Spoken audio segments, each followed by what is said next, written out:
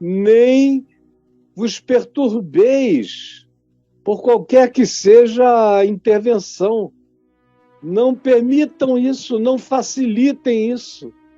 E aí ele diz, não vos perturbeis, quer por espírito, seja o espírito de uma mensagem, ou seja mesmo a presença espiritual perversa, tentadora, molestadora, ou espíritos de pregadores que chegavam ensinando o erro, o engano, o desvio, a apostasia, como se chamava no início de todas essas descrições.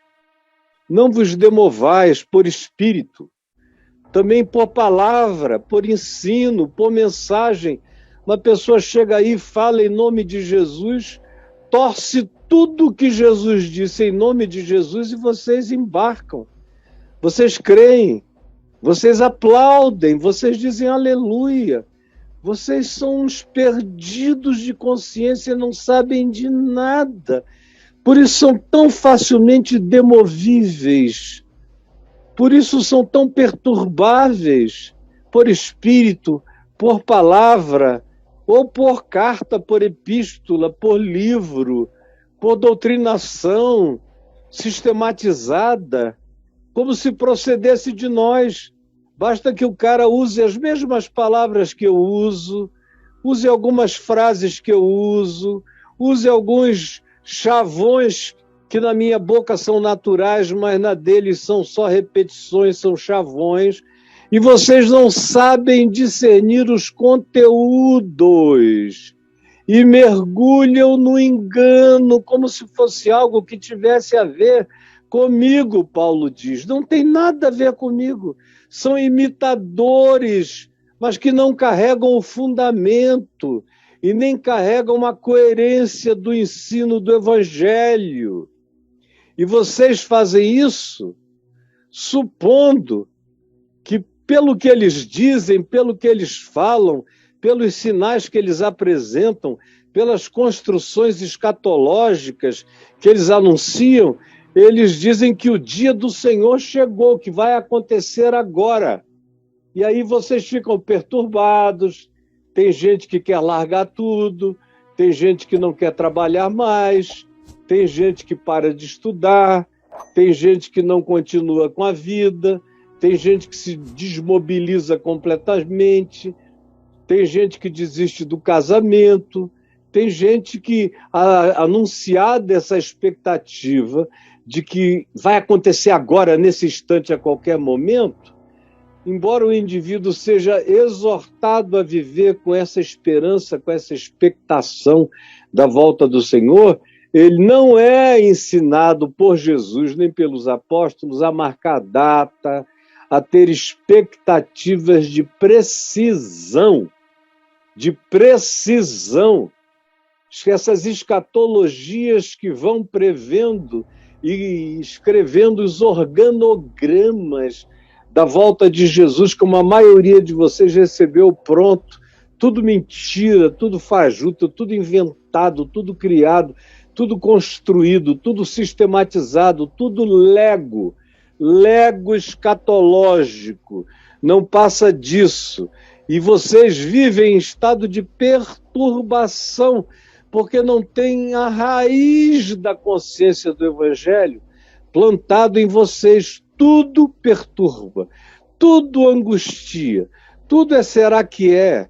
Meu Deus, será que eu estava perdendo de saber isso? Nunca confiam que aprenderam o que é certo. Qualquer novidade é aquilo no que desejam embarcar. São os filhos das novidades, são gravidezes de tesão, de momento, de instante, de one night stand.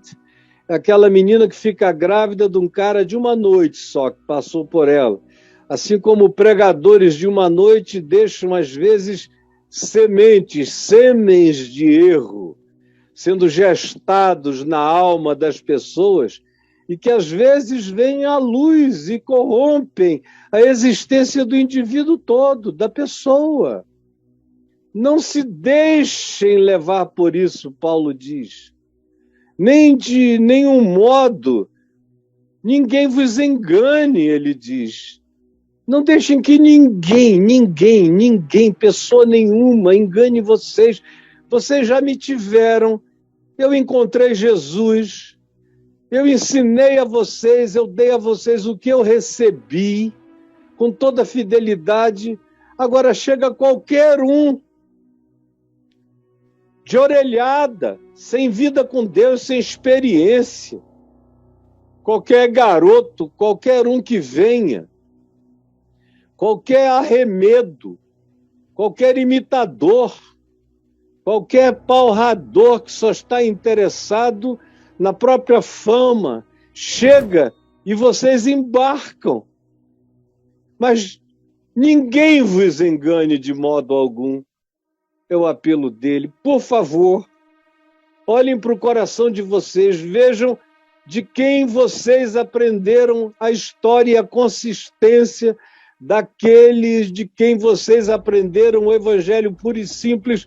Por que vocês estão se deixando levar por mentiras e enganos? E por que vocês se tornaram filhos das falsas novidades que não são boas novas, são apenas fake news? Por quê? Por quê? Não, ninguém vos engane. Porque isto, a volta do Senhor, esse momento absolutamente crítico, único, definitivo, para nós que temos esperança e fé, esse tempo, essa hora, que o Senhor Jesus disse que ninguém sabe, nem os anjos nos céus, nem o Filho, ninguém sabe. É um mistério do Pai, em relação ao qual o Filho se esvaziou, para que Deus seja tudo em todos, ele próprio, Filho, subsistido em forma de Deus, não seja nada além de um servo obediente. Nessa relação, ele diz, ninguém vos engane, porque a volta dele, e esse dia, não acontecerá sem que antes venha, primeiro, a apostasia. Apostasia é um abandonar da palavra original, do ensino original. No caso aqui, é um abandono do evangelho em troca de doutrinas, e eram doutrinas cristãs, pseudo-cristãs, ou judaico-cristãs, ou eram misturas de judaísmo messiânico com alguma doutrina dos apóstolos, formando um híbrido, com conclusões escatológicas que eles iam criando, construindo, sistematizando de acordo com o interesse que eles julgavam que provocavam nas mentes mais tolas, mais incautas, menos ensinadas, menos enraizadas. E o que acontecia então, no início do primeiro século, imaginem hoje. 2000 anos depois, o tamanho do engano e da loucura que não tomou conta de nós e não toma conta da grande maioria das mentes humanas. Mas Paulo diz, ninguém vos engane, porque o Senhor não vai voltar e esse tempo do fim não vai se concluir antes que venha a apostasia da igreja. Quando a igreja vai se tornar um ente irreconhecível. Ela vai usar o nome de Deus, vai usar o nome de Jesus, vai usar chavões e jargões que se identificam com a mensagem do Evangelho, mas eles não vão ter nenhum conteúdo da palavra.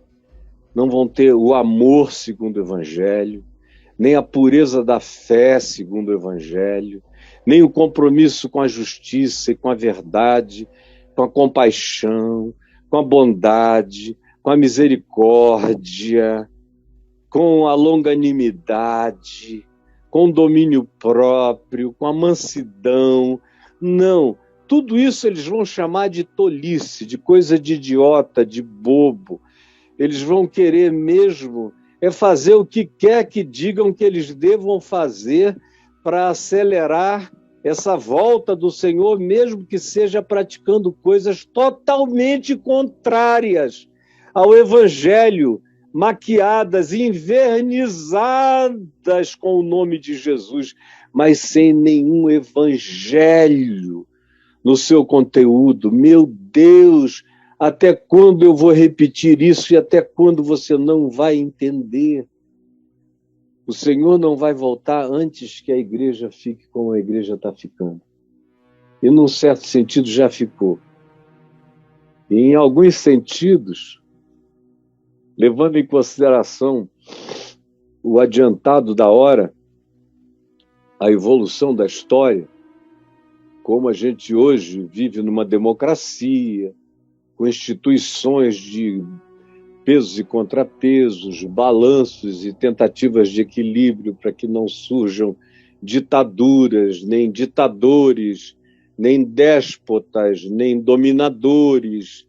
Essas instituições todas, bem como a própria Constituição, foram elaboradas para evitarem o surgimento de entes despóticos entre nós.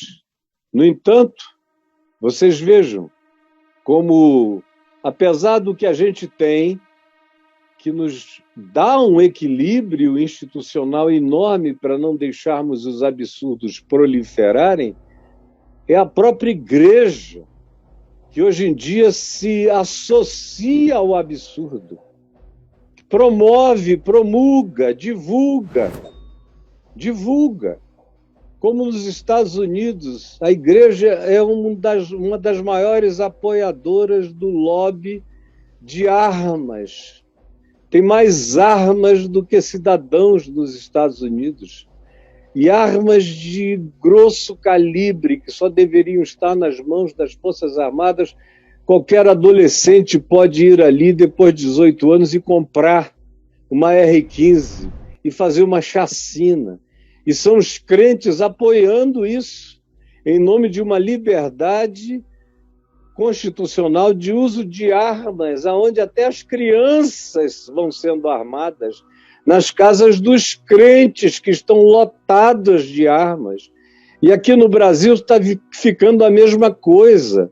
Não somente disso, mas a violência, a quantidade de gente que prega ódio, que prega violência, que prega o arrepio, que prega o abuso do próximo em nome de Deus, que se sentem com superioridade por serem crentes sobre os demais cidadãos da sociedade e que acham que receberam de Deus a unção do domínio, do controle, da opressão, da determinação, como se fossem verdadeiros ayatolás iranianos determinando a vida das pessoas em sociedade, suprimindo os direitos, querendo de fato acachapar minorias e gente que sabe menos, pode menos, tem menos.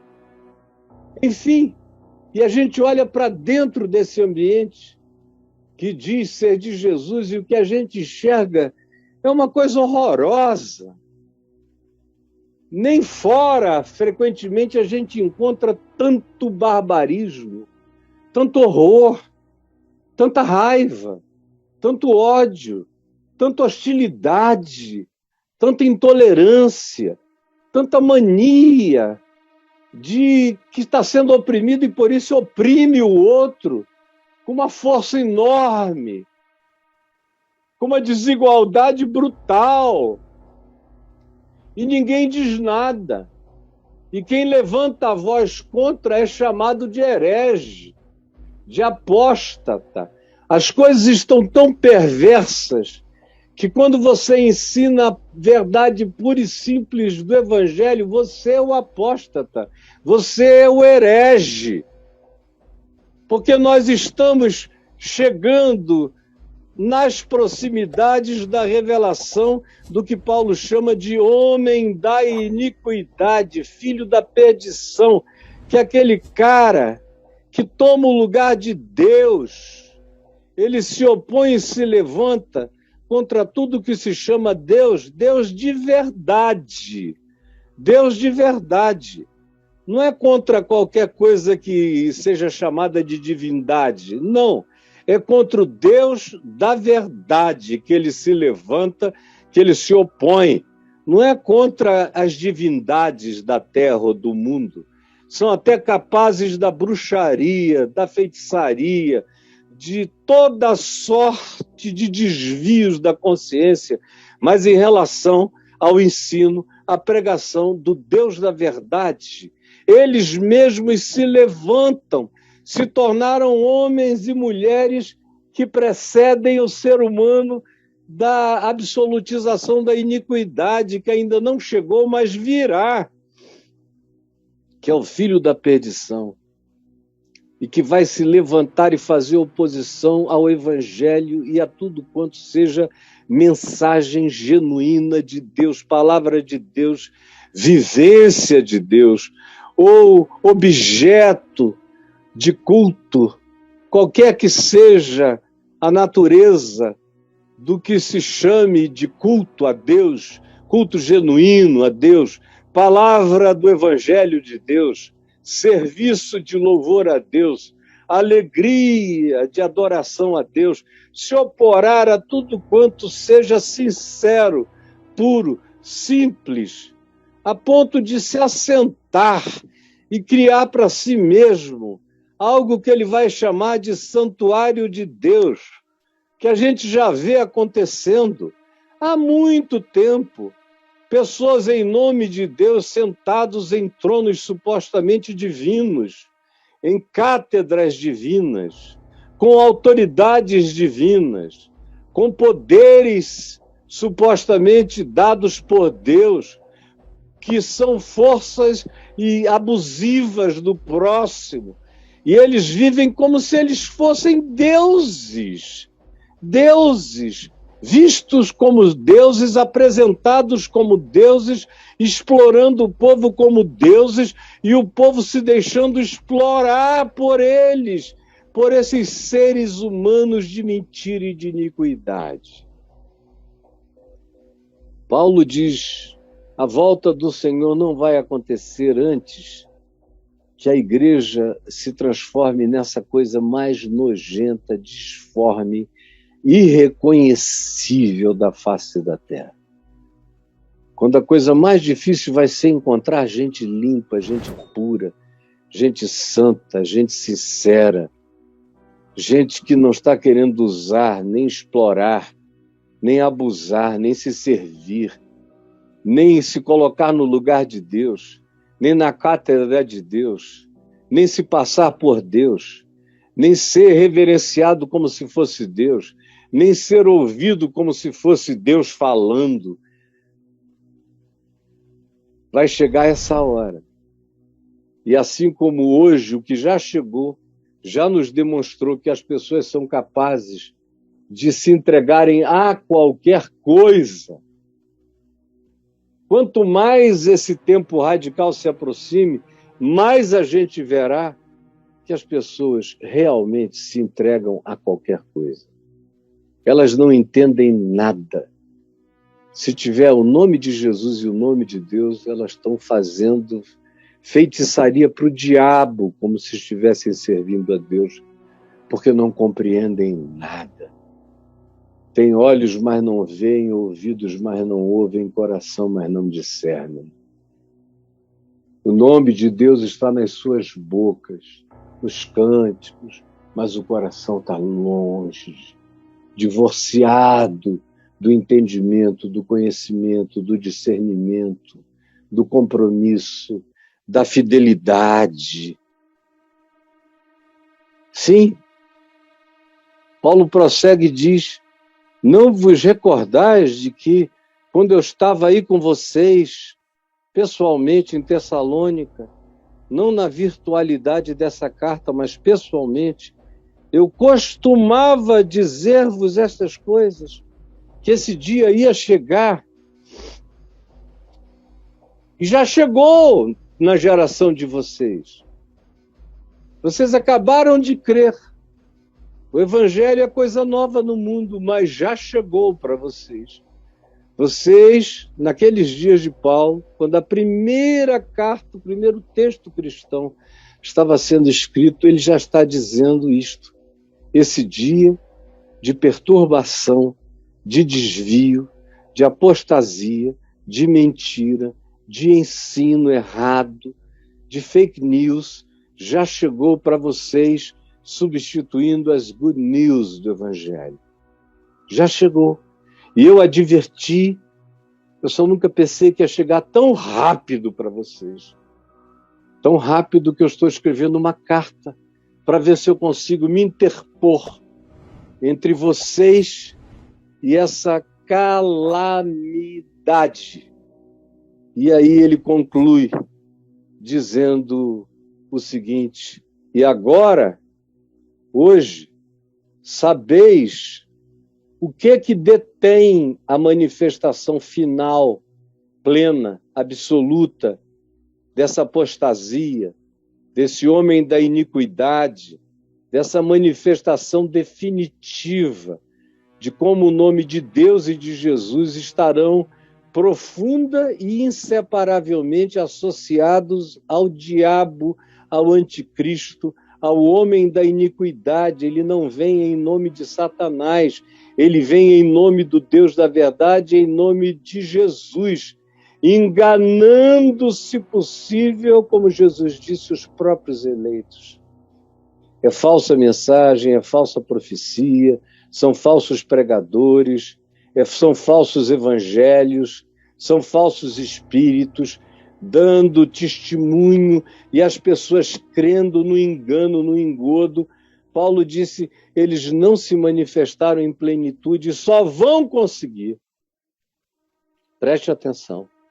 Só vão conseguir se manifestar em plenitude absoluta quando aquele que o detém, quando esse poder, quando isto, é uma expressão que aqui no grego é um artigo de natureza impessoal, não é masculino, não é feminino, é uma coisa.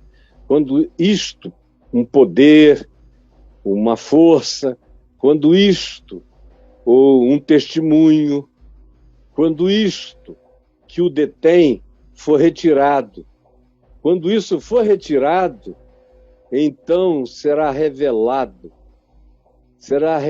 o homem da iniquidade, a apostasia total e absoluta. Mas enquanto isso, ela cresce, vai se expandindo, vai pervadindo, vai penetrando. É como um fermento na massa, vai levedando tudo, vai corrompendo tudo, não vai deixando nada no seu caminho, como a gente já vê hoje.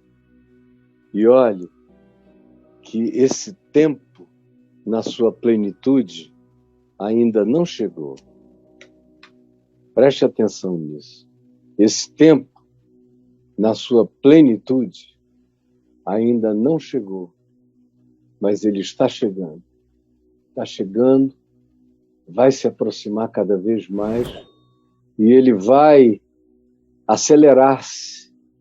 Nós não vamos ter que esperar mais 2000 anos de 2 aos Tessalonicenses para cá, e olha o que aconteceu nesses 2000 anos.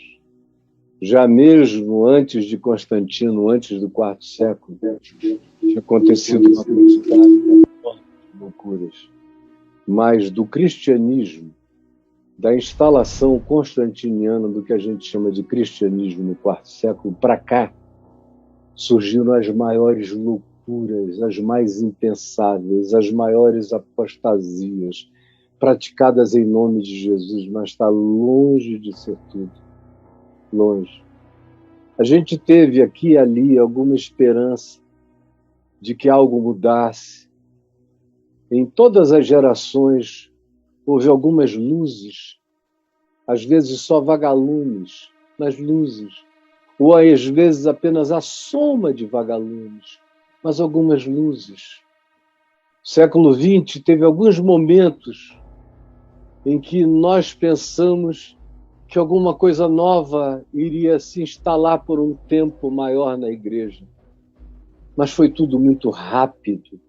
E o que veio com mais velocidade ainda foi a apostasia, que começou nos anos 90 e que cresceu na primeira década dos anos 2000 e que tomou formas impensáveis na segunda década dos anos 2000 e que iniciou essa terceira década do terceiro milênio, que é que a gente está vivendo agora, de uma maneira aceleradíssima de maldades e perversidades, como a gente não podia nem imaginar. Eu assisto coisas hoje em dia, faladas, ditas, em nome de Jesus, dos púlpitos das igrejas, que eu não achei que eu fosse ouvir nem num púlpito de um lugar que, de maneira extrema, clara, objetiva, explícita, extroversa, dissesse: nós estamos aqui para louvar o diabo, a Satanás. Eles não dizem isso nos cultos cristãos, mas eles fazem e ensinam coisas que só ensina quem tem compromisso com a maldade do diabo. Mas porque dizem em nome de Jesus, em nome de Deus, com aleluias e aplausos, vocês todos embarcam, vão embora, dizem aleluia, choram, se emocionam ouvindo engano, mentira, devaneios, invenções, maluquices e insanidades que corrompem a alma, que destroem o ser, que não deixam aquela genuína esperança da volta do Senhor se instalar. Não, são ensinos nervosos, aflitos, apavorantes, angustiosos. Você vai ficar, vai ser deixado, não vai subir, é medo. Não está dando dízimo, vai ficar. Não está frequentando o culto, vai ficar. Não está fazendo o que a gente manda, vai ficar. É tudo na base do pânico e do medo. E tem muita gente que vai ficando com problema mental, tem muita gente que vai caindo na bipolaridade, tem gente que vai caindo nos extremismos, borderliners, tem muita gente que vai se tornando esquizofrênica, tem gente que entra em pânicos, em medos, que não conseguem nem respirar de pavor na vida. Tudo isso sendo ensinado em lugares de cultos em nome de Jesus, tornando a pessoa que deveria esperar a volta do Senhor em paz, com exultação feliz da esperança, em gente nervosa, fanática, apavorada, adoecida, sem certeza de nada, fazendo tudo que mandam fazer, porque eles controlam você pelo medo, pelo medo, pelo medo. E o homem da iniquidade, também chamado de anticristo, ele tem muitas versões anteriores a si mesmo, como disse João, escrevendo na primeira epístola dele. Ele disse que muitos anticristos já estavam pelo mundo, nos dias dele, no final do primeiro século.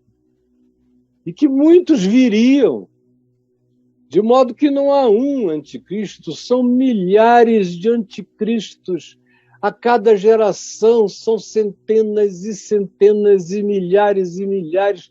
Na nossa geração está cheio de anticristo na Terra. Aqui no Brasil está lotado. Eles gritam em nome de Jesus, eles acusam outros de apostasia, de blasfêmia, de heresia, mas eles são as coisas mais perversas, mais apóstatas, mais malignas que se poderia imaginar, são justamente aqueles que usam o nome de Jesus para alienar, para criar intolerância, para provocar toda sorte de ódios uns pelos outros, e você não percebe, você não discerne. Eu vou parar aqui hoje, mas amanhã eu vou prosseguir. Amanhã eu vou prosseguir. Eu quero falar, provavelmente, a semana toda sobre esse tema. Eu comecei hoje. Amanhã eu vou continuar. E eu quero que você esteja aqui comigo. E convide outros e muitos para assistirem o que já foi dito agora. E para continuarem assistindo. E amanhã, venha trazendo alguém. Peça e envie para essa pessoa o compartilhamento da mensagem. E amanhã convide a vir, porque nós vamos prosseguir. Até sexta-feira eu quero muito que você nunca mais tenha o pretexto de dizer eu não sabia. Agora, se você não quiser ser instruído na verdade, então não apareça, porque de mim você não vai ouvir outra coisa a não ser a mais crua, nua, simples e pura verdade do Evangelho. E eu sei que o Espírito Santo já começou a tirar escamas, véus, bloqueios, impedimentos, blindagens cognitivas, dificuldades de sensorialidade, de absorção. Eu sei que o Espírito Santo começa a romper os diques de resistência na sua mente, na sua consciência, no seu entendimento, para você entender. Para você entender. Você vai entender. Ninguém impedirá você de entender. Em nome de Jesus, no que depender de mim, na certeza da iluminação do Espírito Santo, ninguém vai te enganar. Ninguém vai te enganar. Você quer não ser enganado? Compartilhe com os seus amigos e amigas o que você está ouvindo. E amanhã esteja aqui trazendo mais alguém. Nós vamos continuar. Até sexta-feira. Com a graça de Deus. E você estará aqui comigo. Assim eu espero.